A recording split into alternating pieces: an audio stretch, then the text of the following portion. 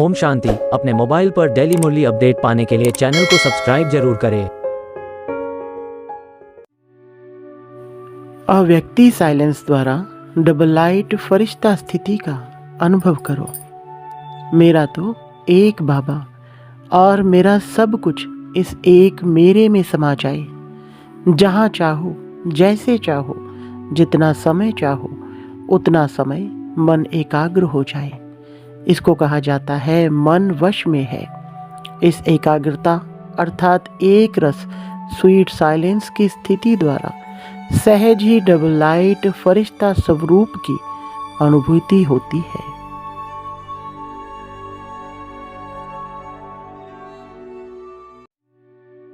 ओम शांति। आज 10 जनवरी 2024 की साकार मधुर मुरली। आज मीठे मीठे बाप दादा ने कहा, मीठे बच्चे, अल्फ और बे, बाप और वर्षा याद रहे तो खुशी का पारा चढ़ा रहेगा। यह बहुत सहज सेकंड की बात है। प्रश्न, बेअंत खुशी किन बच्चों को रहेगी? सदा खुशी का पारा चढ़ा रहे उसका साधन क्या है? उत्तर, जो बच्चे अशरीरी बनने का अभ्यास करते, बाप जो सुनाते हैं उसको अच्छी रीति धारण कर दूसरों को कराते हैं, उन्हें ही बेअंत खुशी रह सकती है।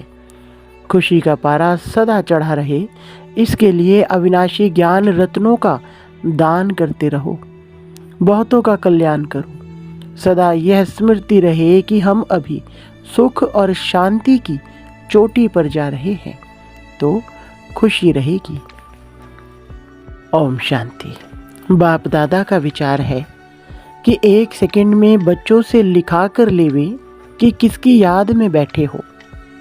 इस लिखने में कोई टाइम नहीं लगता है। हर एक सेकंड में लिख कर बाबा को दिखा जाए। सब ने लिखकर बाप दादा को दिखाया, फिर बाबा ने भी लिखा। बाबा ने जो लिखा सो कोई ने नहीं लिखा। बाबा ने लिखा अल्फ और बे। कितना सहज है। अल्फ माना बाबा, बे माना बादशाही। बाबा पढ़ाते हैं और तुम राजाई प्राप्त करते हो, और जास्ती लिखने की दरकार नहीं।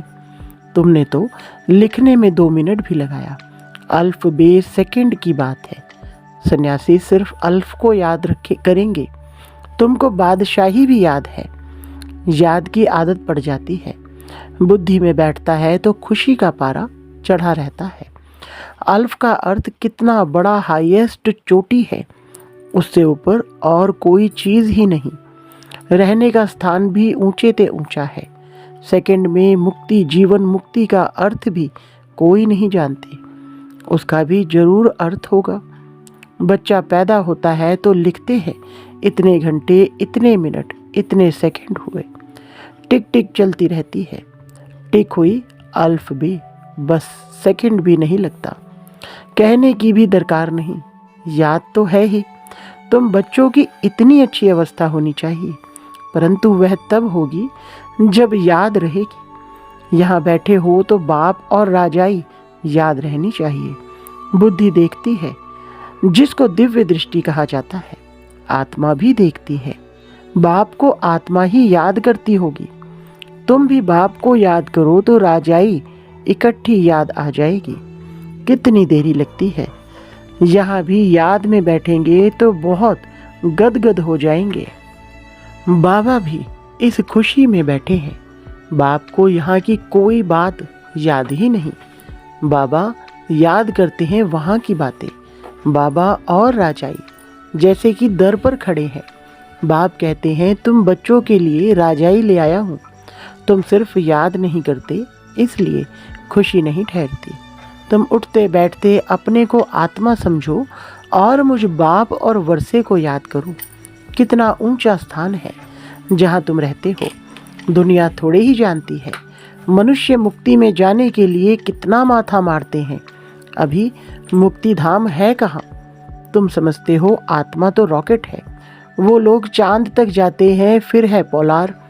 तुम तो पोलार से भी बहुत ऊंच जाते हो। चंद्रमा तो इस दुनिया का है। कहा जाता है सूर्य चांद से परे, आवाज से भी परे। इस शरीर को छोड़ देना है। तुम आते हो स्वीट साइलेंस होम से। आने जाने में टाइम नहीं लगता है, अपना घर है। यहाँ तो कहाँ भी जाओ तो टाइम लगता है। आत्मा शरीर छोड़ती है तो सेकंड में कहाँ का कहाँ चली जाती है। एक शरीर छोड़ दूसरे में जाकर प्रवेश करती है। तो अपने को आत्मा समझना है। तुम बहुत ऊंच चोटी पर जाते हो।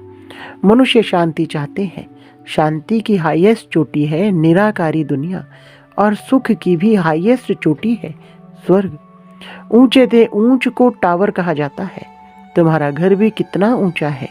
दुनिया वाले कभी इन बातों पर ख्याल नहीं करते। उनको यह बातें समझाने वाला कोई है नहीं। उसको कहा जाता है शांति का टावर।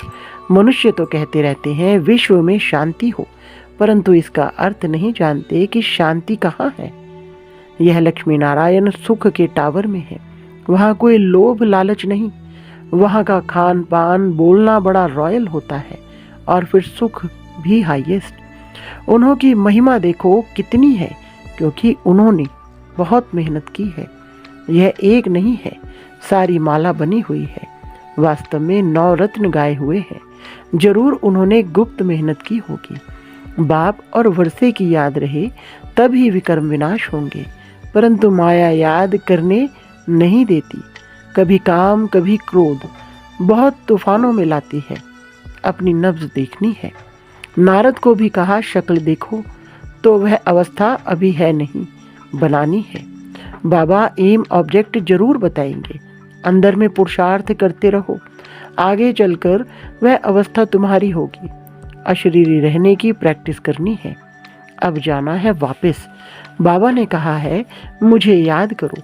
याद नहीं करेंगे तो सजाएं भी बहुत खानी पड़ेंगी, और फिर पद भी कम।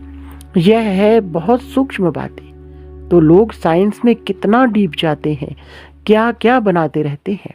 वह भी संस्कार तो चाहिए ना, जो फिर वहाँ भी जाकर यह चीज़ें बनाएंगे। सिर्फ यह दुनिया बदली होनी है।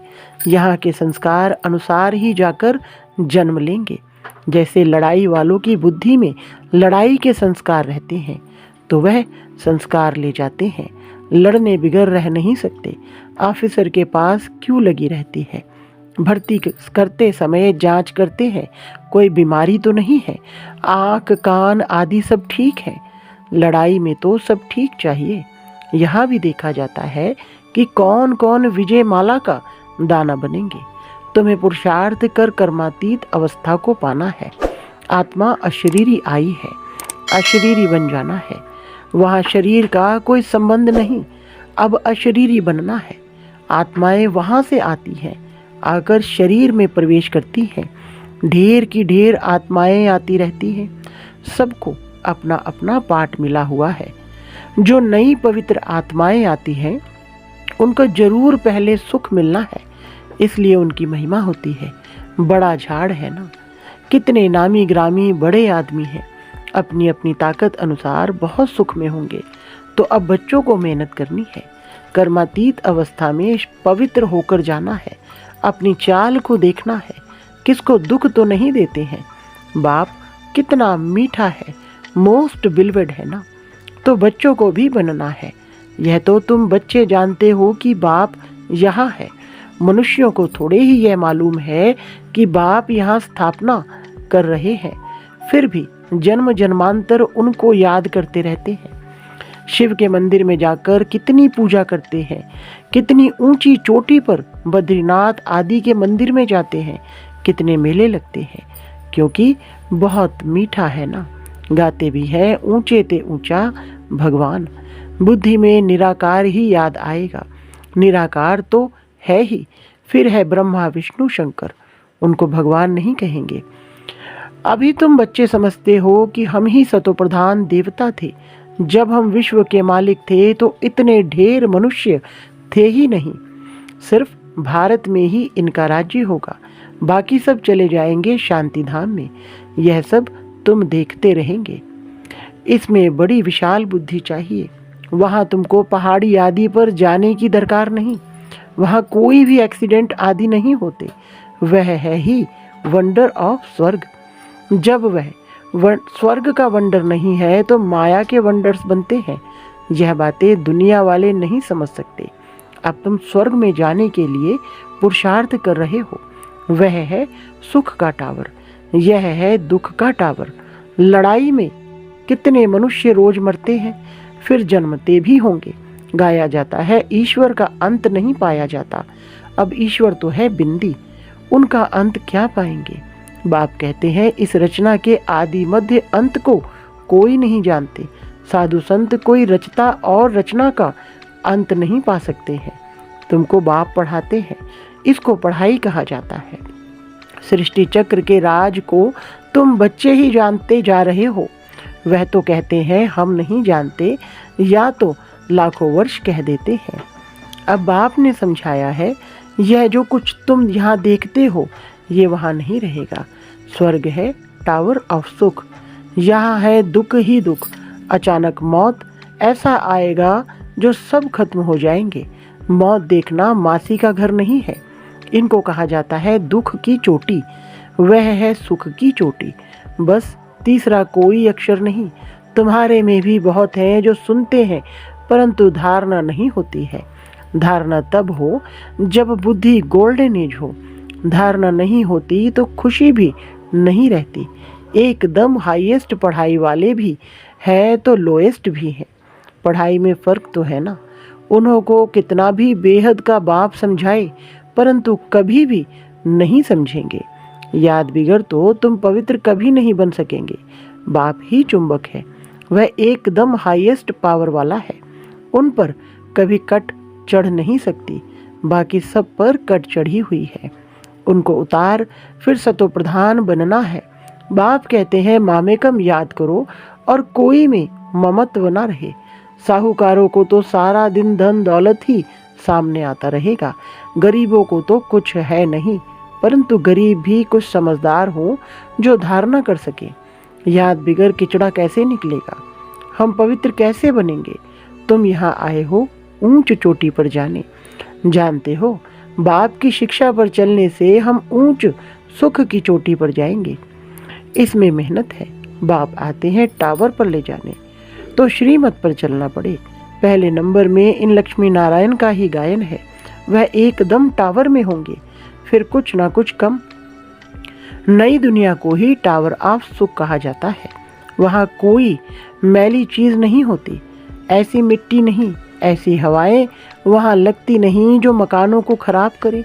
स्वर्ग की तो बहुत महिमा है, उसके लिए पुरुषार्थ करना है। लक्ष्मी नारायण कितने ऊंचे, उनको देखने से ही दिल खुश हो जाती है। आगे चलकर बहुतों को साक्षात्कार होते रहेंगे।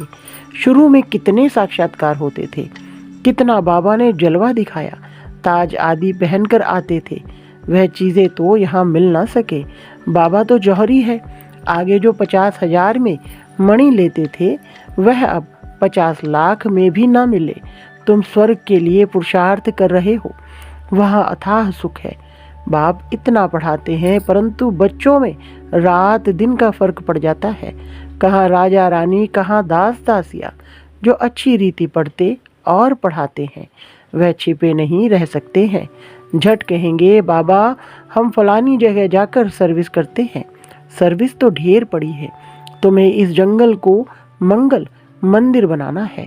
रोटी टुक्कड़ खाया ना खाया, यह भागे सर्विस पर। धंधे वाले लोग ऐसे करते हैं। अच्छा ग्राहक आ जाता है तो फिर खाना ना खाया भागे। धन कमाने का शौक रहता है, यह तो बेहद के बाप से अथाह धन मिलता है। भल थोड़ा टाइम पड़ा है, परंतु कल शरीर छूट जाए कोई भरोसा नहीं है। विनाश तो होना ही है। तुम्हारे लिए तो मिरुआ मौत, मलू का शिकार। तुम्हारी खुशी का पारावार नहीं। तुमको बेअंत खुशी होनी चाहिए। तुमको बहुतों का कल्याण करना है। पिछाड़ी को कर्मातीत अवस्था होनी है। तुम याद करते करते अशरीरी बन जाएंगे, तब अनायास ही उड़ेंगे। यह बड़ी मेहनत है। कोई तो बहुत सर्विस करते हैं, सारा दिन म्यूजियम समझाने पर खड़े हैं, दिन रात सर्विस में तत्पर हैं। सैकड़ों म्यूजियम खुल जाएंगे, लाखों लोग तुम्हारे पास आएंगे, तुमको फुर्सत नहीं मिलेगी। सबसे जास्ती तुम्हारे दुकान निकलेंगे इन अविनाशी ज्ञान रत्नों के। अच्छा, मीठे मीठे सिकलधे बच्चों प्रति माता पिता बाप दादा का याद प्यार और गुड मॉर्निंग। रूहानी बाप की रूहानी बच्चों को नमस्ते। रूहानी बच्चों की रूहानी बाप दादा को नमस्ते जी। धारणा के लिए मुख्य सार नंबर 1, ज्ञान की धारणा करने के लिए पहले अपनी बुद्धि गोल्डन एज की बनाओ। बाप की याद के सिवाय और किसी भी चीज में ममत्व न रहे। नंबर 2, कर्मातीत अवस्था को प्राप्त कर घर जाने के लिए अशरीरी बनने का अभ्यास करो। अपनी चाल भी देखो कि किसको दुख तो नहीं देते हैं। बाप समान मीठे बने हैं। वरदान, सहन शक्ति की धारणा द्वारा सत्यता को अपनाने वाले सदा के विजयी भव। विस्तार, दुनिया वाले कहते हैं कि आजकल सच्चे लोगों का चलना ही मुश्किल है, झूठ बोलना ही पड़ेगा।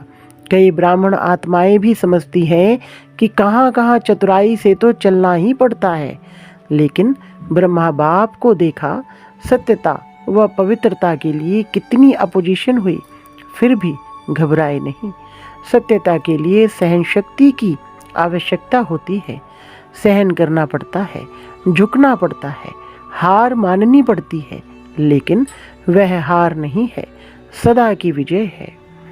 स्लोगन, प्रसन्न रहना और प्रसन्न करना, यह है दुआएं देना और दुआएं लेना। अच्छा, ओम शांति।